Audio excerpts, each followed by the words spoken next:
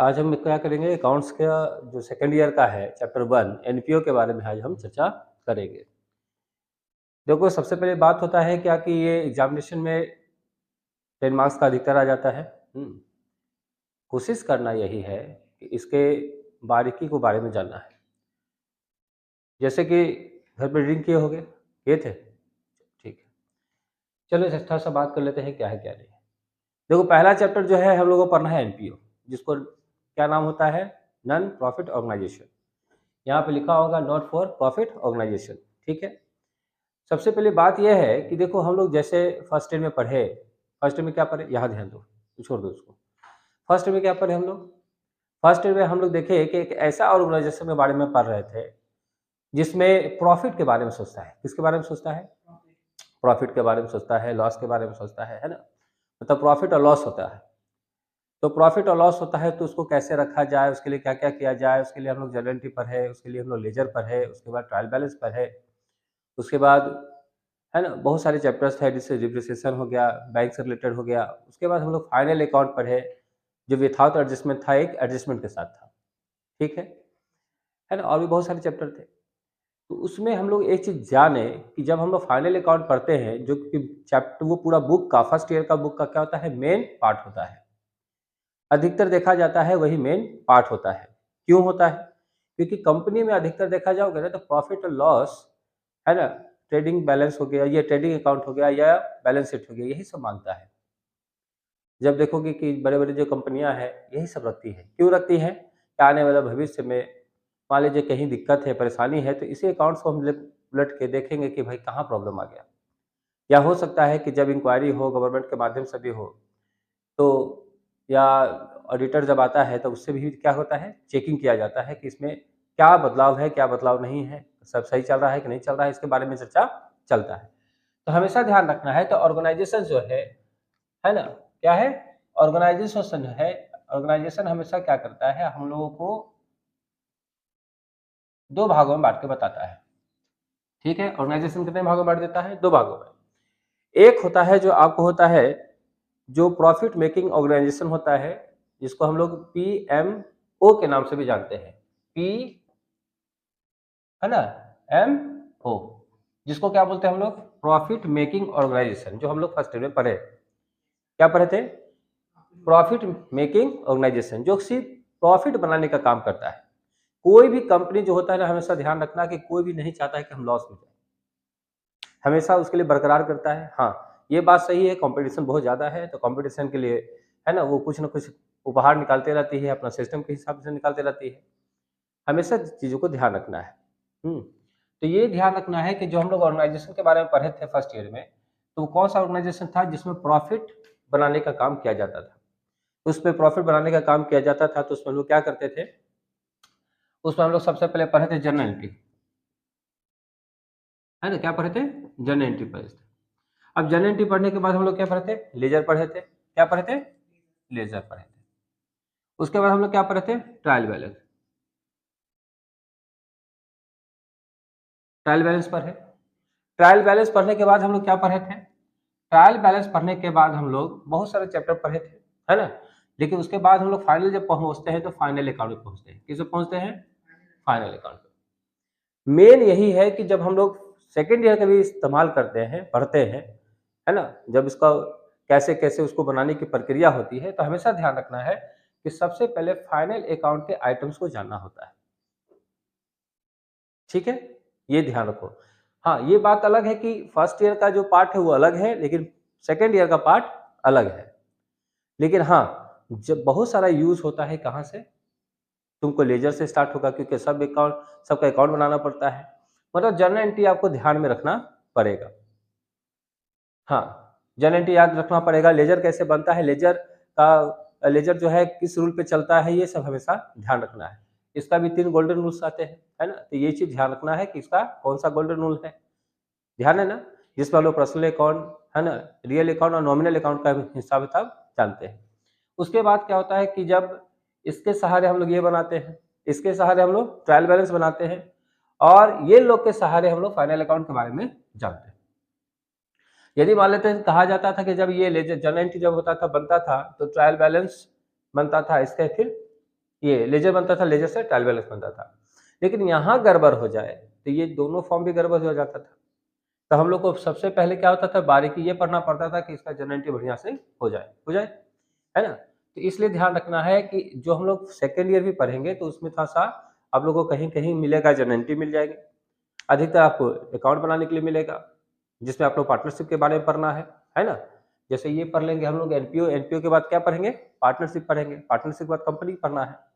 तो हमेशा चीज़ों को ध्यान रखना है कि जितनी भी चीज़ें पढ़ना है, थोड़ा घर पे भी मेहनत करना है, यहाँ भी मेहनत करना है ना? जो बताएँगे उसको भी लेके चलना है। तो घर पे ज़्यादा से ज़्यादा मेहनत करने की प्रक्रिया को रखें। तो यहाँ पर क्या होता था, फाइनल अकाउंट जब बनाते थे तो इसमें 2 सेक्टर बनता था। तो एक होता था विथआउट, जिसमें कोई एडजस्टमेंट नहीं होता था, एक होता था विथ एडजस्टमेंट। एक होता था विथआउट एडजस्टमेंट, एक होता था विथ एडजस्टमेंट, है ना? तो एडजस्टमेंट क्या था? तो कभी-कभी क्या होता है कि अकाउंटिंग के बारे में करते थे तो उसमें क्या होता था, जो सिर्फ़ ये फॉर्मेट से निकालना था आइटम को और सजाना था कि पहले इसमें क्या होगा, है ना? डेबिट में कौन-सा आएगा, क्रेडिट में कौन-सा आएगा, किसमें? पीएल अकाउंट में, ट्रेडिंग अकाउंट में। बैलेंस शीट का कोई क्या होता है, अकाउंट नहीं होता है। क्योंकि देखोगे तो वहाँ पे देखोगे एसेट्स और लायबिलिटी लिखा हुआ है ना? तो ये क्या होता है, ट्रेडिंग अकाउंट एक अकाउंट की तरफ आता है और पीएल अकाउंट भी एक अकाउंट के तहत आता है, ठीक है? तो ये ध्यान रखना है कि यहाँ पे कि जब इसको हम बनाते हैं तो हम लोग क्या पढ़े थे, तो एक विथआउट हुआ था, एक विथ एडजस्टमेंट हुआ था। तो विथआउट में तो क्या था कि बिना एडजस्टमेंट का काम चलता है, लेकिन हाँ, विथ का क्या होता है, बहुत बड़ा इंपॉर्टेंट रोल है। एग्जामिनेशन में देखोगे फर्स्ट ईयर में अधिकतर क्या होता है, विथ के साथ आता है। किसके साथ आता है? विथ के साथ आता है। तो उसमें क्या होगा, जब क्या होगा, कभी-कभी क्या होता है कि लेखा करते समय या लिखते समय कुछ छूट जाता है, तो छूट जाता है तो उसको फिर बाद में कैसे उसको एडजस्टमेंट करना चाहिए, कैसे उसको लिखना चाहिए, कैसे सजाना चाहिए, एक लिखने की प्रक्रिया को बताता है, किसमें? एडजस्टमेंट में, है ना? विथ एडजस्टमेंट में। तो वो जब हम लोग सीख लेते हैं तो हम लोग समझते हैं कि नहीं चलो ये अब इतना बहुत ज़्यादा सीख गए, है ना? तो उसको भी थोड़ा-सा ध्यान रखना है, पिछले ईयर का भी रखना है ध्यान, ठीक है? कभी-कभी पूछा जाता है क्योंकि हम लोग जब कंपनी पढ़ेंगे, कंपनी के बारे में भी चर्चा होगी। पार्टनरशिप है तो पार्टनरशिप में भी होगा, ठीक है? बैलेंस शीट में भी पूछेगा या थोड़ा-थोड़ा कुछ आइटम्स का ऐसा इस्तेमाल किया जाएगा जो उसमें आपको जानकारी होना चाहिए। तो यहाँ पर जब जानते हैं कि जब हम लोग फाइनल अकाउंट बनाते हैं तो हमको 3 कैटेगरी से गुजरना पड़ता है। एक तो होता है ट्रेडिंग अकाउंट। कौन सा अकाउंट? Trading account. फिर दूसरा होता है पीएल अकाउंट, जिसको प्रॉफिट और लॉस अकाउंट बोलते हैं। होता है कि नहीं होता है? और एक होता है आपका बैलेंस शीट। क्या होता है? बैलेंस शीट होता है। ये चीज़ आपको जानकारी पहले ईयर में लेना था। बात समझ गए? अब ये जो है, ये जो फॉर्मेट बना है, मतलब इस तरह का जो जानकारी आपको दे रहा था, तो इसमें किसमें दे रहा था? पीएमओ के तहत दे रहा था, जिसमें हम लोग प्रॉफिट मेकिंग ऑर्गेनाइजेशन के रूप में हम लोग जिस ऑर्गेनाइजेशन के बारे में जान रहे हैं। उस ऑर्गेनाइजेशन में क्या है कि हमेशा प्रॉफिट के बारे में सोचता था, लॉस के बारे में नहीं सोचता था। लॉस हो गया तो उसको फिर बैकअप कैसे करना है, मतलब बैकअप मतलब कैसे उसको फिर प्रक्रिया को सही तरीका से कर ले। आइए बात करते हैं। फिर इसमें अधिकतर बिज़नेस में तुम देखोगे कि यही चीज़ चलता है। अधिकतर बिज़नेस हमारे देश में, भारत देश में या कोई भी देश में तुम देख लो, पूरा सिस्टम इसी पे लागू है। पूरा सिस्टम इसी पे लागू है। तुम कंपनी में कहीं जॉब भी करने जाओगे ना तो यही, प्रॉफिट है तो सैलरी देगा।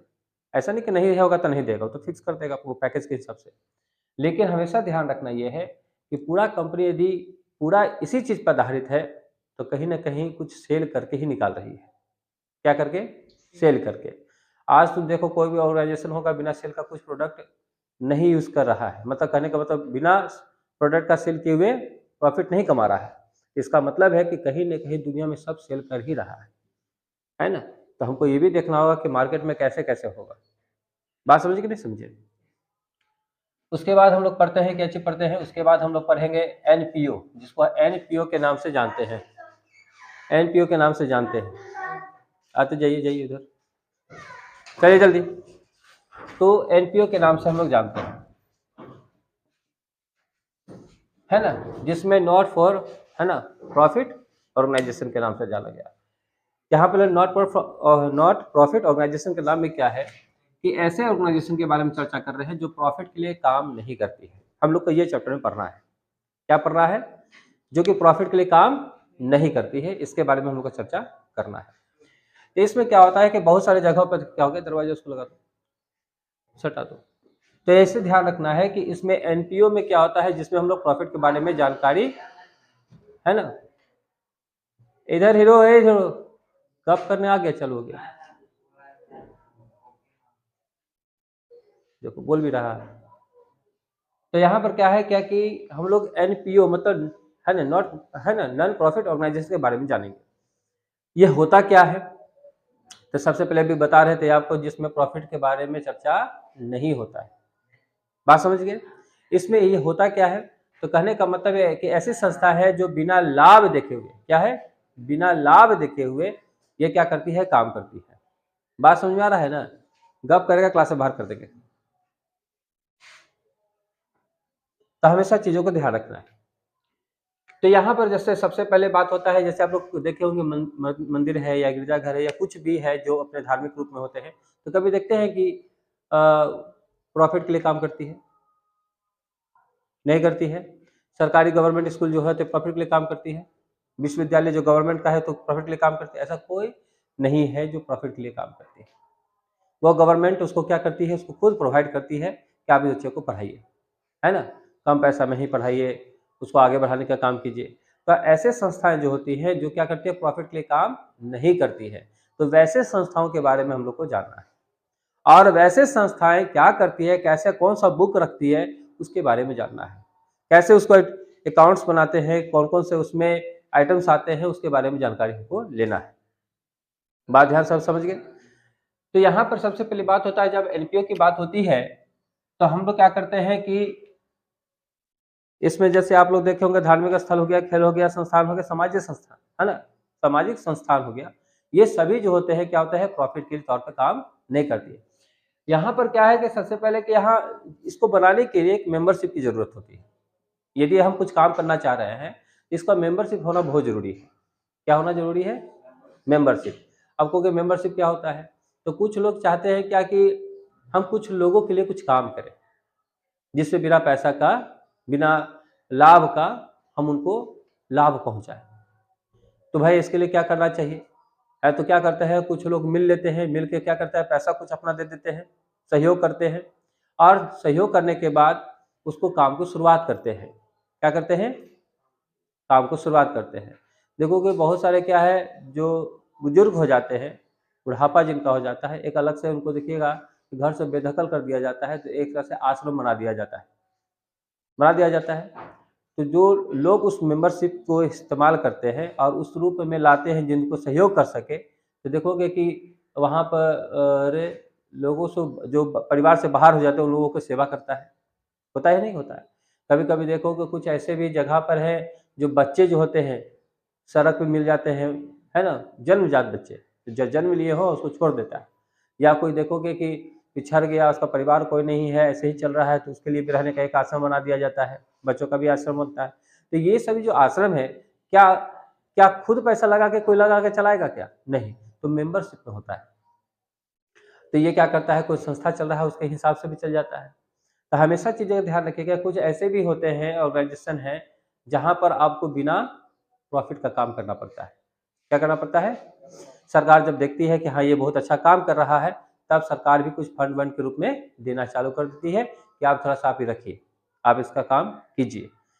बात समझ गए, नहीं समझे, तो सालाना भी दे सकती है ना, और कुछ लोगों के द्वारा भी मिल सकता है, जिसे चंदा के नाम से भी जानते हैं हम लोग, चंदा, है ना। कभी देखोगे बहुत सारा पूजा पाठ होता है, चाहे कुछ भी होता है, तो हम लोग लोगों को साथ साथ जाते हैं और घर घर जाते हैं, मांगने का काम करते हैं कि लाइए जी उसको पूजा पाठ करना है, तो सभी लोगों को बढ़िया होगा। तो इस कंडीशन में क्या होता है, इस कंडीशन में हम लोग क्या करते हैं, चंदा के रूप में मांगते हैं।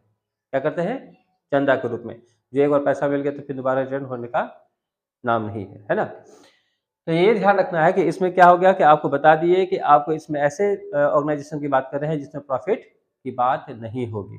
क्या होगी, प्रॉफिट की बात नहीं होगी, ठीक है। उसके बाद आपको हम बताए थे पिछले बार कि इसके उद्देश्य भी हैं, इसके बहुत सारे उद्देश्य थे जिसमें आपको हम लोग को पढ़ने के लिए बोले थे, जो कि इसमें जो फंड है, फंड को भी नियंत्रण किया जा सकता है ना। क्या, फंड को नियंत्रण, जैसे मान लीजिए कोई फंड दिया, लीजिए आप इसको अच्छा कीजिए, इसका उद्देश्य क्या है कि हम लोग को इतना ही खर्च करना चाहिए जितना हो सके। अब मान लीजिए कि हम आगे भविष्य के लिए बारे में सोच रहे हैं। किसके बारे में सोच रहे हैं? भविष्य के बारे में सोच रहे हैं। तो भविष्य के बारे में तो सोच तो रहे हैं, लेकिन हमको जो फंड मिला है उस रूप में काम करने के लिए इन्हें क्यों उड़ा दें? तो जितना जितना हो सके खर्च करें और जितना हो सकता है सेविंग करके भी उसको भी रखें और आगे आने वाले उसी को आगे आने के लिए बढ़ाने के लिए रखा जाए। बात समझ गए कि नहीं समझे? ठीक है, तो इसको ध्यान रखना है ये सब चीज़ों को। और आपको हम बताए थे कि इसमें क्या-क्या बनेगा।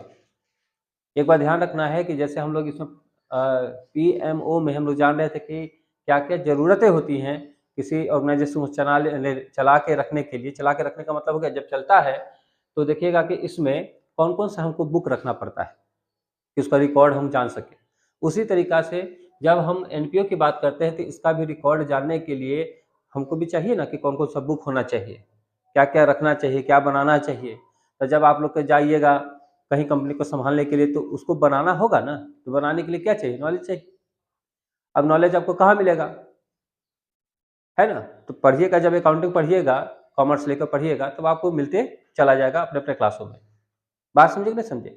लेकिन जब एनपीओ की बात कर रहे हैं तो एनपीओ में आप ध्यान रखेंगे कि एनपीओ में सबसे पहले आपको बनाना क्या होता है? Receipt and payment account. क्या बनाना पड़ता है? रिसिप्ट और पेमेंट अकाउंट बनाना पड़ता है। इसमें आप बोलोगे सर पहले रिसिप्ट और पेमेंट के क्यों बनाएंगे? तो कहाँ से पैसा आ रहा है और कैसे पैसा खर्च हो रहा है उसके बारे में जानकारी पहला सबसे पहले ये रखना है। ठीक है, ध्यान रखेंगे। तो हम लोग को क्या करना है? रिसिप्ट और पेमेंट अकाउंट हमको अकाउंट बनाना होगा। ठीक है, रिसिप्ट और पेमेंट अकाउंट बनाना होगा। उसके बाद आपको क्या बनाना है पता है आपको? उसके बाद क्या बनाना है?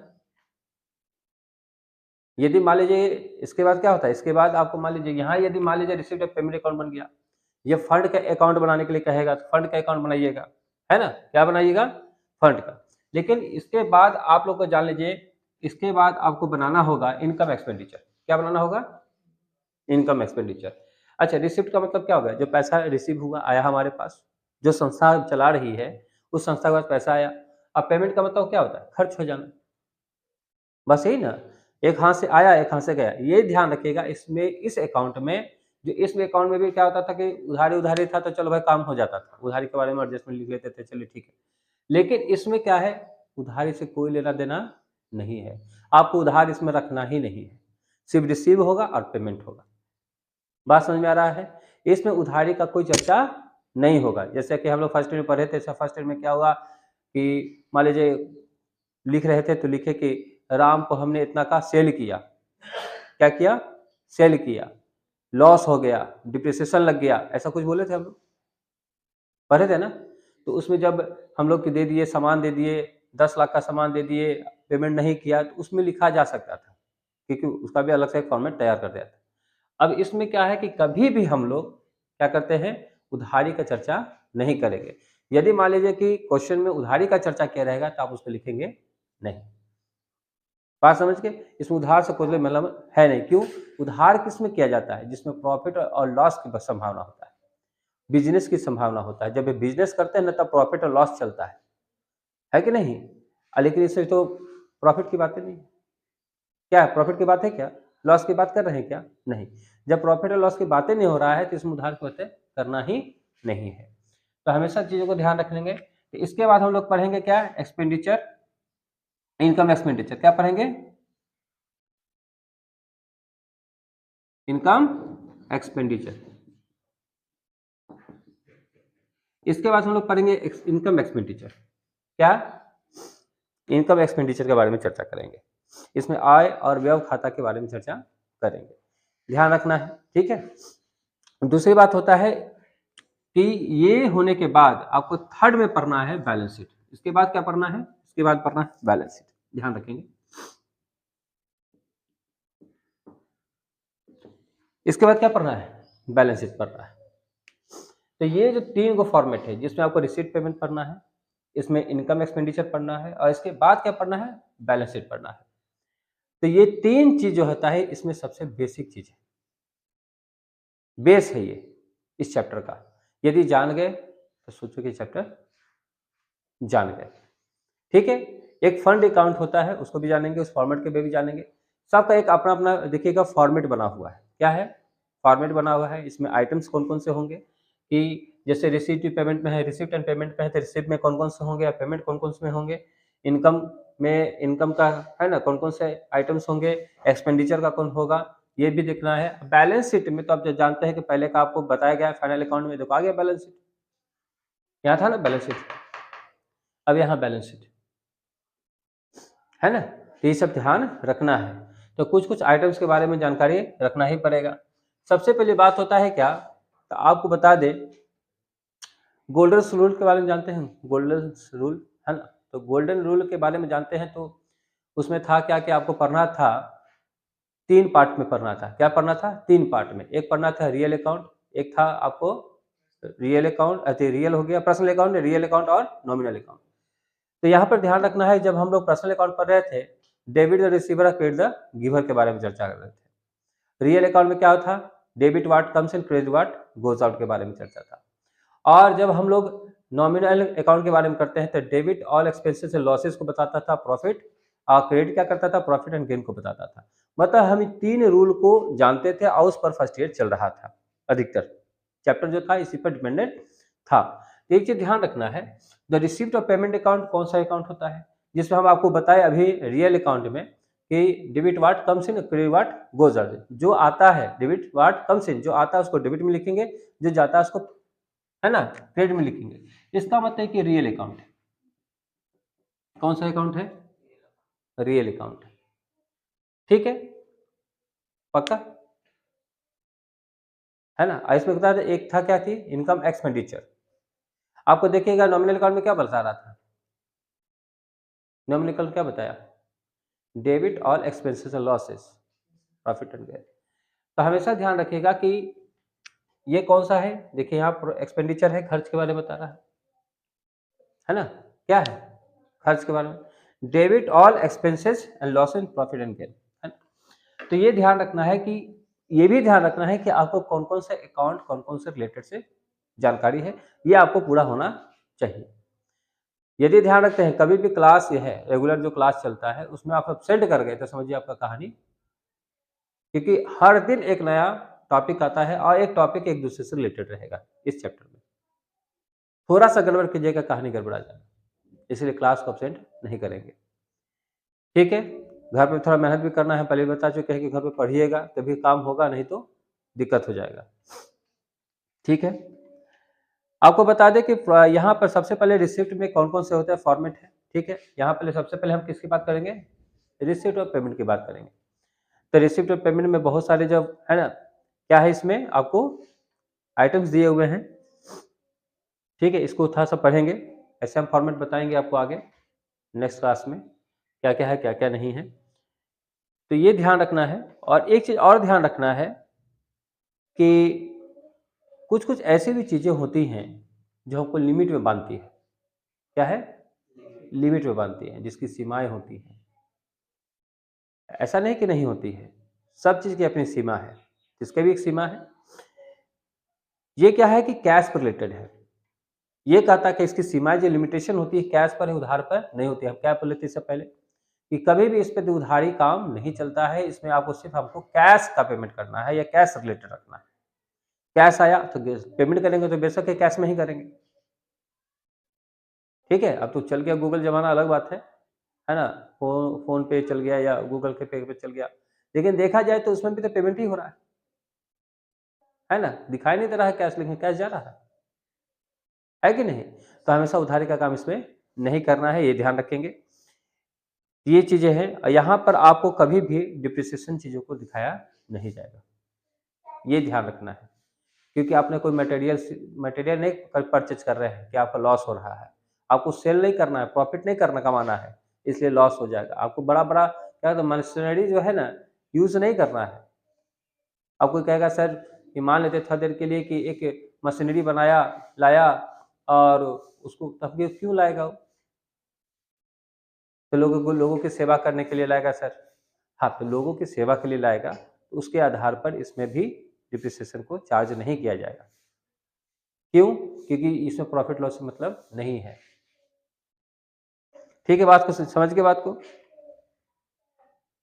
हमेशा ये भी ध्यान रखना है कि आपको ये भी पता होना कि लेखांकन वर्ष के आय, अब देखिए कोई भी अकाउंटिंग टर्म चलता है तो 1 साल का चलता है ना? क्या चलता है? 1 साल का चलता है। एंडिंग ईयर कब है इसका? यदि 1 अप्रैल से चला, कब से चलेगा? जब हम कोई भी अकाउंट बनाते थे 1 है ना अप्रैल से चलते हैं और 31 मार्च को क्लोजिंग हो जाता होता है कि नहीं होता? होता है। तो ये सेशन है ना? मार्च का क्या होता है? क्लोजिंग माना जाता है। तो अभी भी जितने भी देखोगे कंपनी है, जितने भी बैंक सेक्टर है, जितने भी कुछ भी है जो प्रॉफिट के तौर पे काम करती है, देखो क्लोजिंग कहाँ होगी? नहीं भी प्रॉफिट काम करती है तभी वो क्लोजिंग कब करेगी? 31 मार्च को करेगी। कब करेगी? 31 मार्च को। यदि बड़ी कंपनी है तो ये ध्यान रखना कि 31 मार्च तक में उसको क्या-क्या फाइनल कर देना होगा? रिसीप्ट पेमेंट फाइनल कर देना होगा, इनकम एक्सपेंडिचर का अकाउंट बनाना होगा, बैलेंस शीट बनाना होगा। क्या बनाना होगा? बनाना होगा। ये तीनों का हम उसको तैयार करके रखना पड़ेगा। किसको? जो कंपनी को संभाल रहा है कौन? अकाउंटेंट जो होगा। उसको रूपरेखा तैयार कर रहा होगा, जो भी होगा, है ना? जिसके उसको दिया जाएगा जिम्मेवारी जो दिया जाएगा कि नहीं तुमको ऐसे-ऐसे करना है, वैसे करना है। हमेशा चीज़ों का ध्यान रखना है। तो ये ध्यान रखना है इसका क्लोजिंग कब होगा? 31 मार्च को होगा, ओपनिंग कब होगा? 1 अप्रैल को होगा। लेकिन कहीं पहले देखोगे बहुत सारे क्वेश्चन में ऐसा होता था कि जिसमें कुछ नहीं दिया रहता था। तो 1 जनवरी को क्या करता था कि 1 जनवरी को ओपनिंग कर लेता था। क्या कर लेता था? 1 जनवरी की ओपनिंग करता था और 31 दिसंबर को क्लोजिंग कर लेता था। बहुत सारे क्वेश्चन में ऐसे भी आते हैं, जिसमें तुमको दिखाई नहीं देंगे। तो लोग मान लेते थे कि 1 जनवरी को स्टार्ट हुआ और 31 दिसंबर को क्लोजिंग हो गया। बात समझ गए? हमेशा ये भी ध्यान रखना है कि जो भी स्टेटमेंट है, जो भी हमको काम करना है, सब इसी दिन के अंदर में कर लेना है। क्योंकि अगले ईयर में हम लोग को उस चीज़ को लेके नहीं जाना है। आप कहिएगा सर छूट गया, उधर-उधर कर लेंगे, नहीं ऐसा नहीं होगा। जो भी करना है इधर ही करिए, आपको रखा क्यों गया है? तो वो सब ध्यान रखना है कि एक भी आइटम के है ना, छूटना नहीं चाहिए, सबकी जानकारी आपको लेके रखनी पड़ेगी। छूट गया तो आप बेकार हैं, आप सीए नहीं बन सकते। सीए बनने का बहुत मेहनत है। क्या है? जिसको चार्टर्ड अकाउंटेंट कहते हैं, जो बहुत ही मेहनत है। और ऐसा नहीं कि हम लोग बैठे हैं तुरंत सीख जाएँगे, प्लस 12th में है, कॉमर्स उठा लिए तो अब हम सीए बन सकते हैं, नहीं, उसके बाद आपको बहुत प्रोसेस है। बात समझिए ना, सबका अपना-अपना जगह पर प्रोसेस होता है। तो ये ध्यान रखना है। उसके बाद आपको कहा गया है क्या कि खाता लेखांकन वर्ष के अधिशेष या कमी को प्रकट नहीं करती है। इसमें जैसे हम लोग नीचे बताते थे ना कि नीचे बच गया, इतना बच गया, ऐसा बच गया, ऐसा कुछ इसमें नहीं है।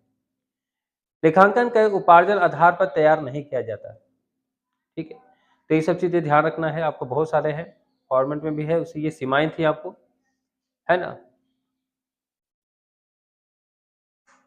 एक चीज़ ध्यान रखेंगे, चलिए यहाँ तक समझ में आ गया? कोई दिक्कत? पूछना है आप लोगों को तो पूछ सकते हैं, लग रहा है कि नहीं हम सब पूछे, तुम तो लेट आया है तुम हीरो। चलो ठीक है, लेट ही हैं आप, हम लोग को सोते हैं नहीं तो फ्री फायर खेलते हैं। बात समझ गए? किसके बारे में हम चर्चा करते हैं।